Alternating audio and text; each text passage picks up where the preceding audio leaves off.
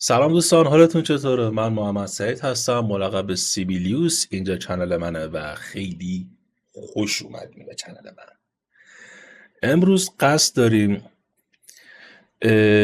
راجع به پارت دوم کار کردن با دال-ای صحبت کنیم.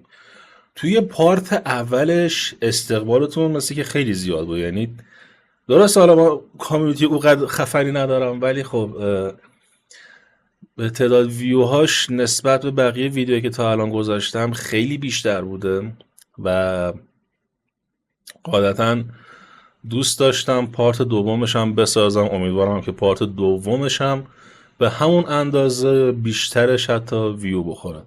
اما قبلش من باید فقط یه نکته رو بهتون بگم.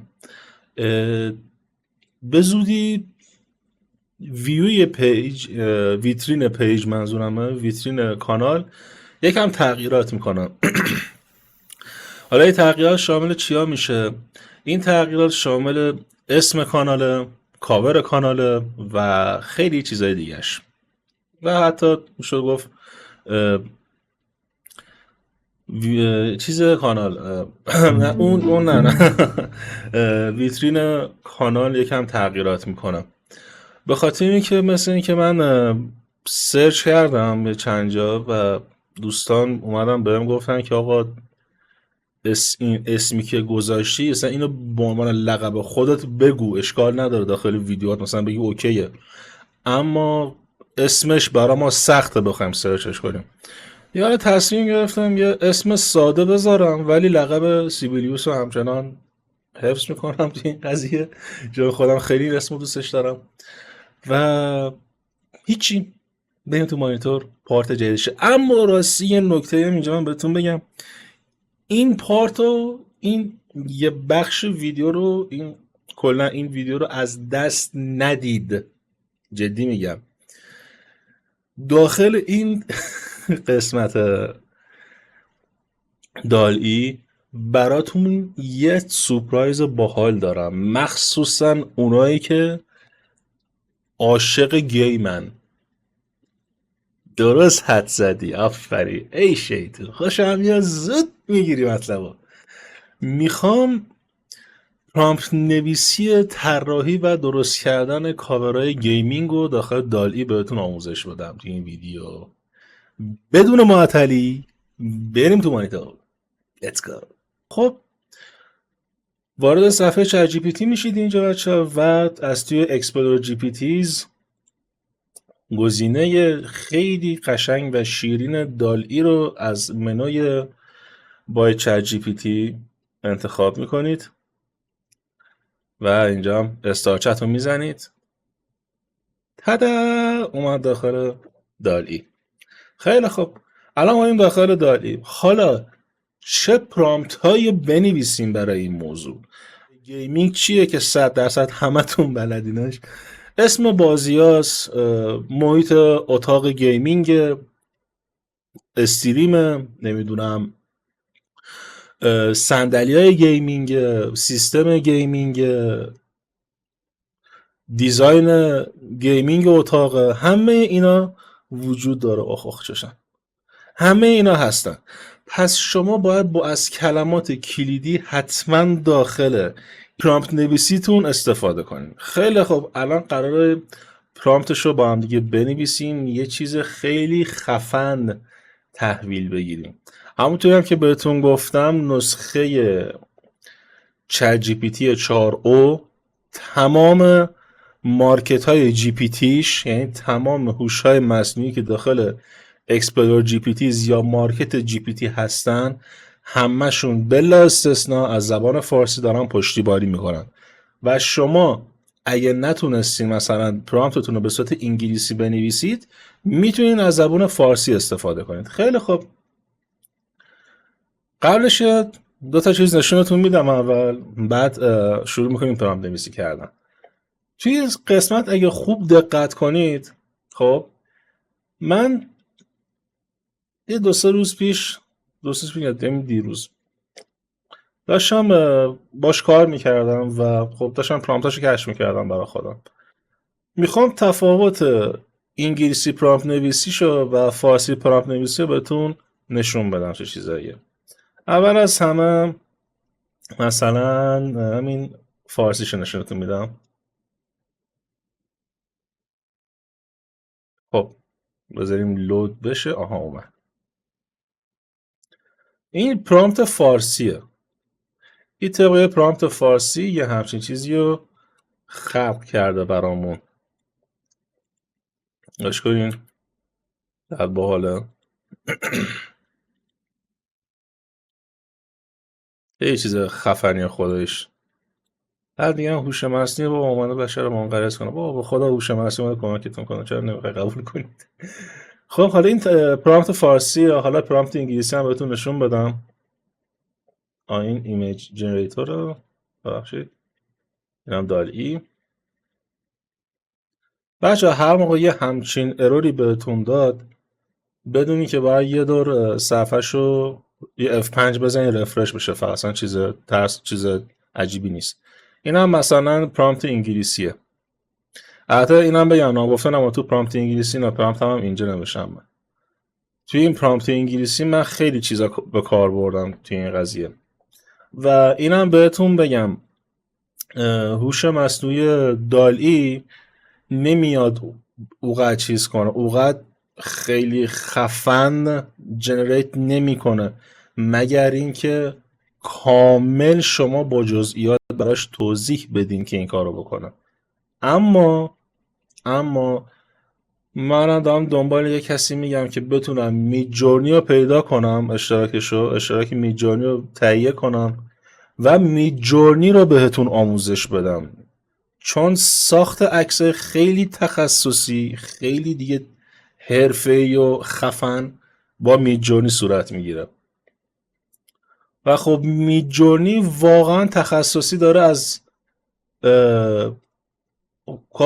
حوزه کاری خودش برای محیط‌های طراحی و گرافیکی و یه چیزا استفاده میکنه و نمیشه واقعا بیای با جی پی تی، با چت جی پی تی و هوش مصنوعی که تحت اختیارش هست مقایسهش کنیم. خیلی خوب، ما صفحه دال-ای رو باز میکنیم و شروع میکنیم به پرامپت نوشتن. خب اول از همه شما باید رزولوشن عکستون رو براش مشخص کنید که مثلا آقا کیفیت عکستون 2K باشه، 4K باشه، 8K باشه. من 4K و 8K رو امتحان کرده بودم خودم، برای که میخواستم تست بگیرم و نشونتونم دادم. حالا ما این دفعه میایم رزولوشن 2K رو بهش میدیم یا رزولوشن فول HD رو بهش میدیم. خیلی خوب، این بریم بنویسیم 2K فوتو. من پرامپت رو بچه من اینجا حرف نزدم، پرامپت رو براتون این زیر می نویسم که بدونیم باید چی به کار ببریم. خب من تنجیه توضیح کوچیکی بهتون بدم. همونطور که می‌بینید من یه چیز جدیدش اضافه کردم. قبلش نوشتم ریالستیک. ریالستیک میشه یک تصویر واقع گرایانه. خب یعنی چی؟ یعنی یکم کمتر نسبت به عکسایی که مثلا تا الان بهمون جنریت میداده و به حالت کارتونی یا انیمیشنی بوده یک کوچولو فاصله داشته باشه. البته واقعا میگم زیاد اینو چیز نمی‌کنم، زیاد در نظر، چون دالی واقعا میشینه عکسای گرافیکی خیلی طراحی میکنه. اما اگه میدجورنی رو بتونم اوکی کنم براتون و از طرفی هم یه سورپرایز دارم که آخر ویدیو میخوام بهتون بگم، چون میخوام ویدیو تا آخر نگاه کنید، اون موقع کلا بحث کاریمون عوض میشه. و تازه اینم بهتون بگم که تو سورپرایزی که براتون دارم باید کلا دفتر خودکار جفتتون باشه که روش راه اندازیشو بنویسید. خیلی خوب، من تا اینجا نوشتم A realistic and 2K photo of player who is in his room and play games with PC, room game streaming design, RGB colors, RGB wires on wall. خب من تا اینجا نوشتم یه عکس علاوه رزولوشن 2K و واقع گرایانه از یک بازیکنی که داخل اتاقش داره با کامپیوترش بازی میکنه. دیزاین اتاقش گیم استریم دیزاینه، اتاقای استریمی هن. رنگ هایی که قرار استفاده کنه، پای رنگ هایی که داخل عکس قرار استفاده کنه، RGB باشه و یه سری ریسا هستن میزنن رو دیوار اونا هم RGB باشن. این تا اینجاش. و بریم بنویسیم مثلا دیگه چی بهش بگیم، مثلا به نظر خودتون چی مد نظرتون میاد؟ خب شاید با خودتونه که چرا همه پرامپت می‌نویسی.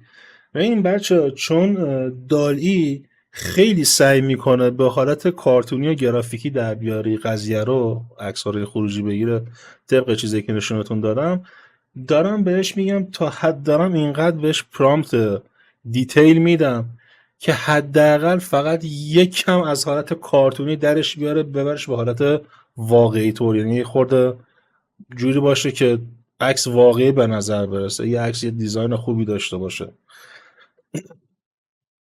اینقدر کارتونی طور و آب روغن طور نباشه. یعنی نقاشه هستن که با معروفن به نقاشه روغنی یا این اویل پینتینگ دقیقا. آره او حالتی نباشه واقعا، اصلا دوست ندارم او حالت در بیاد. میخوام تا جایی که میتونم پرامپت هایی که بهش میدم درباره کیفیت کاری کنم باشون که بتونه حداقل یکم نسبت به اون چیزی که در میاره، نسبت به اون حالت کارتونی که جنریت میکنه و به من تحویل میده، میخوام یه خورده اون جنریتور واسه من واقع گرایانه تر باشه، نمیخوام کارتونی طور باشه. خب من تا اینجا که براش نوشتم چی اضافه کنیم دیگه. البته بازم بگم بچه من پرامپت رو داخل ویدیو براتون گذاشتم، خیالتون راحت باشه از این قضیه. یعنی یه دفعه باز رفتم جلو من پرامپت رو نوشتم و دقت نکردیم، خود پرامپت چندین بار روی صفحه بهتون نمایش داده میشه، از این بابت خیالتون راحت باشه. خیلی خوبه. realistic and 2K photo of player who is in his room and play games with PC. Room game streaming design, RGB colors, RGB wires on wall, gaming panel on wall, 2K details, realistic details, high quality details, object details, 2K object detail, all details quality, 2K quality of all details. و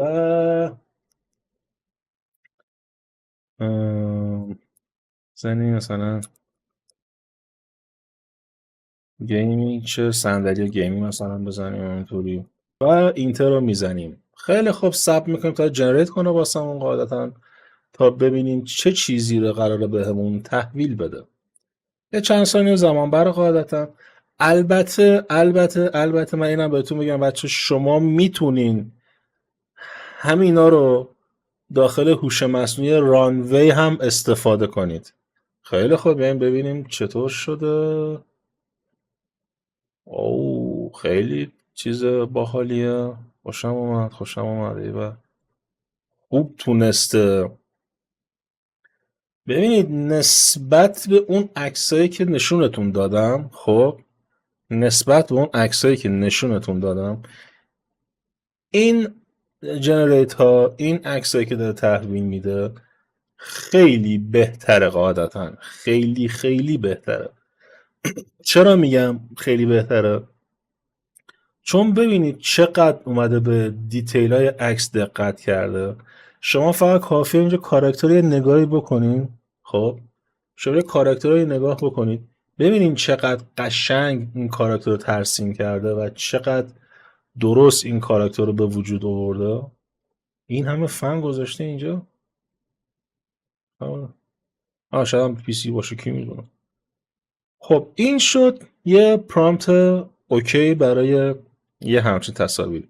خب اون سری هم بهتون گفته بودم بچه اگه مثلا شما از این عکس ها راضی نباشید، از این جنریت هایی که بهتون تحویل داده راضی نباشید و خوشتون نیاد، میتونین خیلی راحت اینجا از گزینه ریجنریت استفاده کنید. ریجنریت چی کار میکنه؟ دوباره میشینه تصویر سازی میکنه، پردازش میکنه براتون و تلاش میکنه پرامپت قبلیتون رو بهتر درک کنه و بهتر براتون جنریت تحویل بده. اون سری هم بهتون گفتم اگه از عکس‌ها خوشتون اومده بود، خب هم میتونین خیلی راحت اینجا دکمه دانلود عکس‌ها رو بزنید، عکس‌ها رو ذخیره کنین براتون. هم میتونین عکس رو باز کنین، اول کیفیت عکس رو خوب نگاه کنین ببینین چطوریه و بعد دانلود کنین برای خودتون. اینفو که اونجا که واسهتون گذاشته، دکمه اینفو رو گذاشته، در واقع میاد پرامپتتون رو نشون میده. خیلی خوب، الان من اوکی هم با این عکس ها، خب نمیخوام ذخیرهشون کنم، دوباره ریجنریت میزنم که فقط بدونم قرار چی تحویلم بده، تلاش بعدیش مجددا چطوریه، که اگه این اوکی تر بود همینو ذخیره کنیم. دوباره چند ثانیه صبر میکنید که ببینیم چی بهمون تحویل میده. خب عکس رو جنریت کرد. بله، خیلی قشنگتر و خیلی بهترش کردیم موضوع رو واسمون. ببینید شما حتی میتونید، یه چیزی که داخل پرامپت نویسی داره، شما حتی میتونید دیتیل داخل مانیتورش هم مشخص کنید چطوری باشه، ولی خب باید حسابی وقت بزنید برای پرامپت نویسی. یعنی من دیدم مثلا این پرامپتی که من نوشتم مثلا شاید 4 خط 5 خط اینجا رو پر کرده بود، من دیدم طرف پرامپت نوشته، خب جدی میگم پرامپت نوشته بود 1 صفحه گرفته بود حداقل پرامپتش. یعنی قشنگ واقعا میگم مثلا پرامپتش شاید بگم از اینجا، خب حالا از اینجا که نه، ولی مثلا اگه بخوام از داخل این حساب کنم اندازه گیریشو براتون بگم، شاید از اینجا دیگه شروع میشد همونطور میرفت پایین، فقط انقدر پرامپت نوشته بود.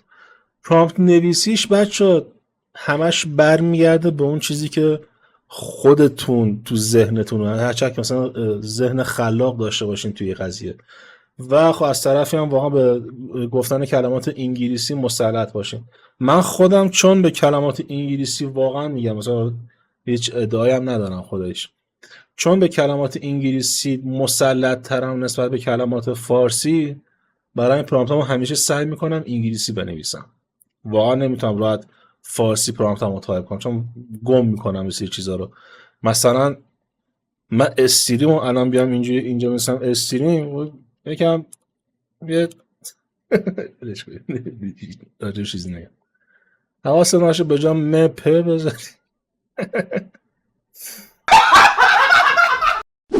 خیلی خوب دوستان، امیدوارم که خوشتون اومده باشه از این ویدیو. هر چقدر که این ویدیو رو دوست داشتین با لایک و کامنت و حمایت های قشنگتون منو خوشحال کنید. خیلی بهم حال میده، خیلی بهم انرژی میده واقعا این موضوع. توی کامنت ها حتما بهم بگین که ویدیو بعدی رو راجع به چی درست کنم.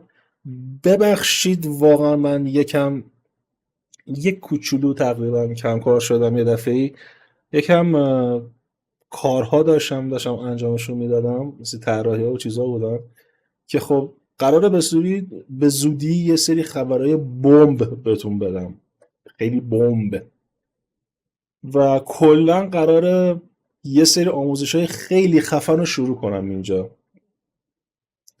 پس حتما زنگوله کانال رو حالت آل بذارید که از همه جزئیاتش با خبر بشید.